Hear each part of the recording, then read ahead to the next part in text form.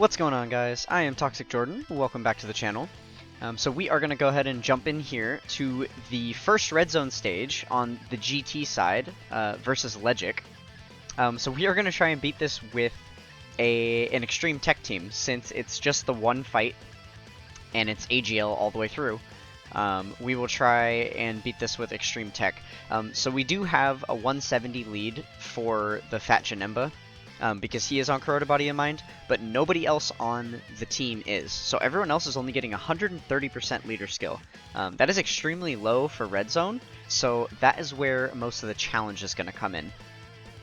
So let's see if we can get this beat. I am going to be using 3 different teams for each of my 3 tries, so keep that in mind. So if we fail, then we'll basically just move on to the next team and try it. Okay, so this is a pretty good starting rotation here. I think keeping Janemba linked up with Sin Shenron is going to work really well like this, since Sin is going to be giving us all the rainbow orbs that we need. So Janemba is probably going to be able to have his full passive active every turn. So I imagine he should do some decent tanking here, but I guess only time will tell. And we're able to get Sin's full passive active there as well with the 8 orbs. So far so good. Let's see how this first turn goes. I'm really not sure what to expect with such a low leader skill. Okay, so we are tanking for double digits. I'm not surprised that Janemba is. I'm a little more worried about some of the other units, though. And I don't think we're going to be doing a ton of damage either, is the thing, so we're going to have to survive quite a few turns. We also didn't bring many units that build up, so we're not going to really be getting any stronger throughout the fight either. We're kind of just going to be stagnant here. So it is going to be a true test of how defensive these units are, like how well they're able to tank. It'll be interesting to see how hard we get hit when we get super attacked.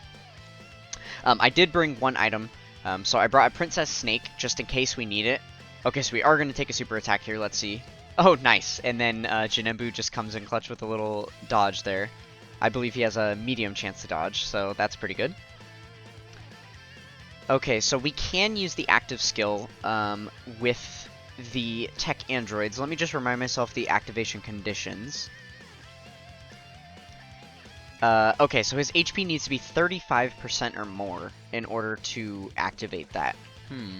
I'm tempted to honestly do that now, just because I feel like the next time we have them on rotation, he's going to be below 35% HP. It's a very big possibility, and then we won't be able to use it. So let's go ahead and just pop their active skill right now. So basically we're just going to get a free Ghost Usher for this turn. So we're definitely not taking any damage. Though I think this was going to be a really good defensive turn anyway. I don't think we were going to take much damage, but better to not risk it, right?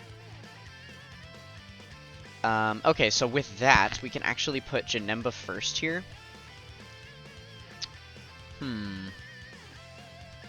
I'm kind of contemplating rotating off Janemba, actually. If I'm able to... Yeah, let's do this, because we're going to get a ton of orbs with the androids here, and they're actually going to hit pretty hard. So that will be really good. And Frieza is the only better defensive unit than Janemba on the team, because, I mean, so long as our HP is above 50%, then he's going to be getting the 80% damage reduction, so he's definitely not going to be taking any damage. Where I think Janemba, if he's not able to select the right amount of orbs to activate his passive, then he probably will be a risk for us. Alright, awesome, and they get the additional super attack as well. That is really, really good. So yeah, I'm glad we used their active skill. It seems like this team is going to be able to beat this pretty easily. Like I said, I wasn't sure what to expect. This is my first time bringing these kind of weird team builds into all these red zone events. So I've got 3 different teams that I have built that I'm going to be taking into all 4 of the stages. Well, essentially I built 12 teams because it's 3 different teams for each of the stages, right? Okay, we definitely don't want to transform with Janemba. That is a huge no-no. We are able to get the orbs active. Man, Janemba and Sin Shenron are kind of beasts together. I might need to do, when I get Sin Shenron link level 10, I might need to do an Extreme Tech, Extreme Super Battle Road showcase with the two of them together, because Sin feeding the Rainbow Orbs to Janemba is actually really, really solid. That's a super good strategy. It's working out super well for us so far. But yeah, as I was saying, we've got a lot of different teams that we're going to be trying out. On my first clears of all the red zones, I did them off camera, and I just used like the new teams, the Fuse Fighter team and the Beyond Super Saiyan team, and just destroyed every one of the stages with the 200% leader, and they were not that difficult. I didn't bother getting them on video because these first red zone stages aren't that hard anyway. Those teams made it super free, so it didn't even seem like worthwhile content to watch. If anybody tries to take teams with the new Dokkan Fest LRs into the red zone, you're pretty much going to win automatically. So there's no sense in me, making a video to show off how I'm able to beat it. But I did want to see if some of these lesser teams are able to. And it seems like so far so good. I'm pretty sure we're going to win right here in this turn. So that's not too bad at all. Ledgic is pretty much, the joke of all the red zone stages. This kind of makes me want to come back in here with a full, 120% team and see if I can beat it, leading with, the transforming Frieza or something. See if I can possibly do it without Janemba with the 170 lead. I probably could be able to. I've seen a few videos of other people beating Ledgic with some pretty funny teams. I think Mass Ningen actually beat it with a Peppy Gal's team, which was pretty funny. I believe he was able to nuke it as well with the new the Tech LR Super Saiyan Goku and Gohan.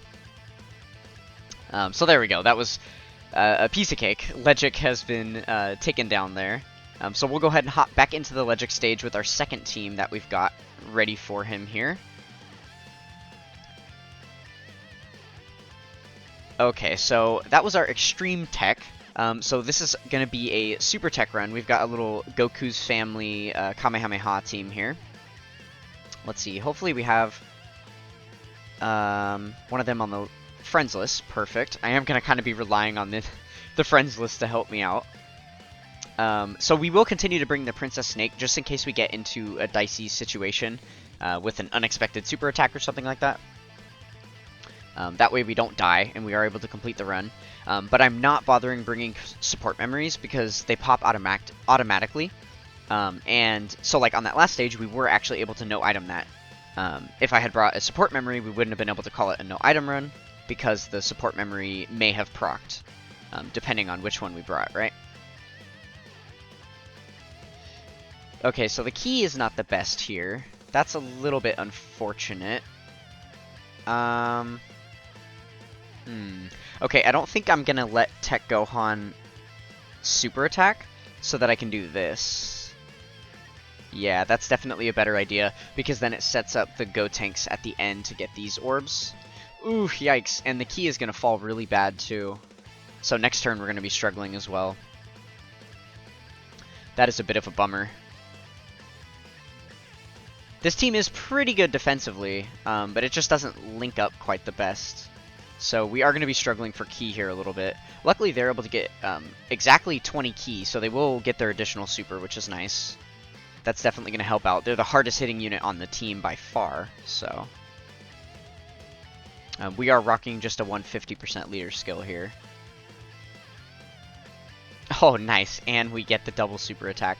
I didn't check what their hidden potential was at the beginning of this stage. This is the friend unit, but I believe they're more than 55%, so...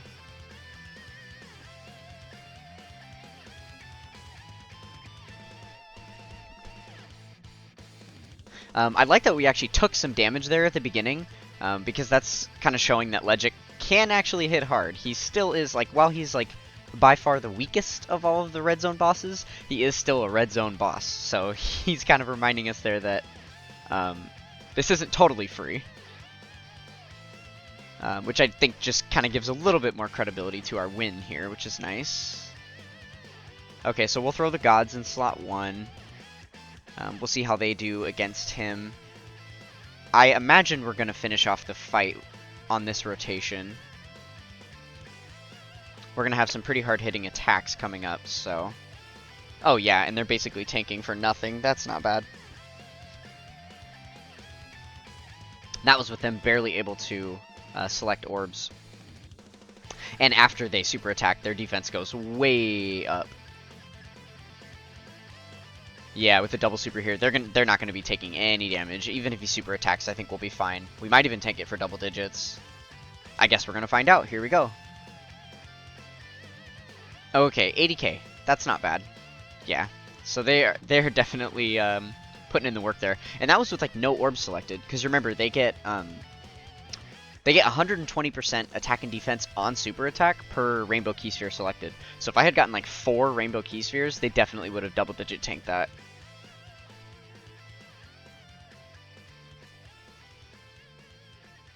Okay, there we go. And Ledgic is going to be no itemed again.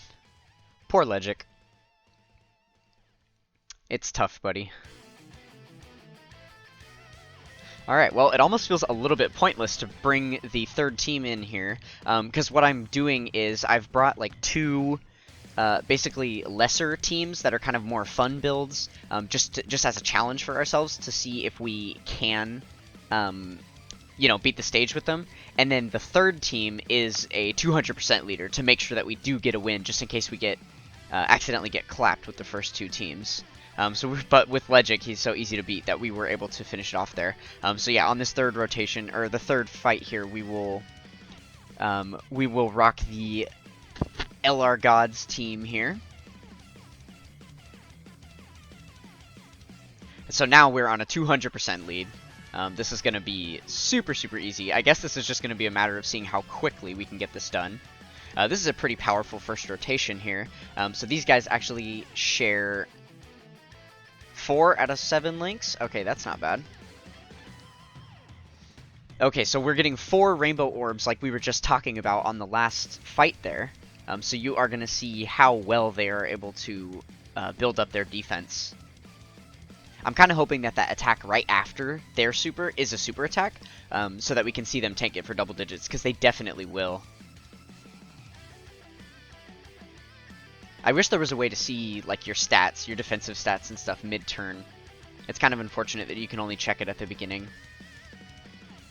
It's always unfortunate for like the 3rd slot unit too, because if they build their defense with like selecting orbs or something, and you put like a nuker in the 3rd slot, then you don't have the ability to see how high that you raise their defense, because then the attack phase just starts. And then it'll move on to the next turn, and you'll never be able to see that stat. So I wish they had a mechanic where you were able to view those stats mid-attack, but unfortunately not. Okay, so there was no super attack right there. But that's okay. You'll have to trust me that they definitely would have tanked it for double digits.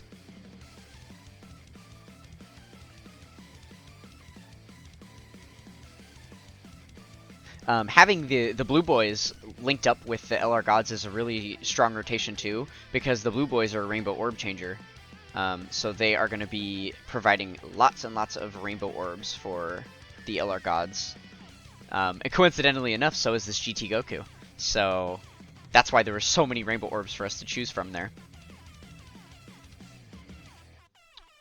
Rainbow orb changers are really powerful in general, so the fact that they gave the LR Gods and the LR Super Saiyan 4s a buff with rainbow orbs is kind of insane.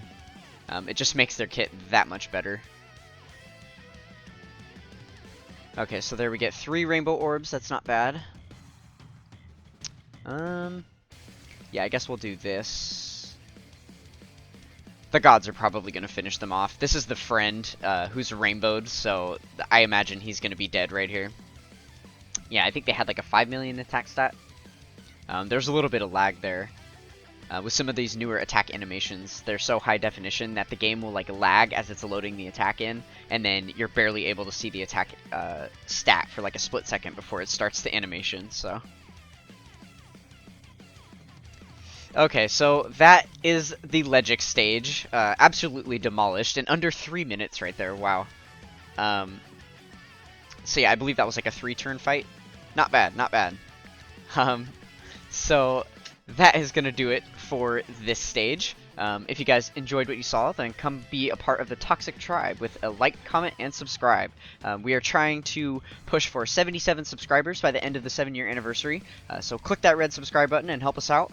That's going to do it for this one, and I will catch you guys next time. Peace.